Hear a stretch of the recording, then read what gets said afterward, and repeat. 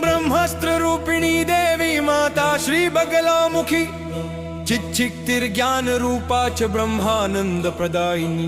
ओम महाविद्या महालक्ष्मी श्रीमत्त्रिपुर सुंदरी भुवनेशी जगन्माता पार्वती सर्वमंगला। ललिता भैरवी शांता अन्नपूर्णा कुलेश्वरी वाराही छिन्नमस्ता च तारा काली सरस्वती। जगत पूज्या महामाया कामेशी भगमालिनी। दक्षपुत्री शिवंकस्था शिवरूपा शिवप्रिया सर्वसंपत्करी देवी सर्वलोकवशंकरी।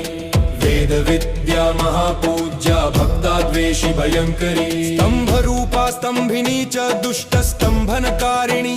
भक्त प्रिया महाभोगा श्री विद्या ललितांबिका।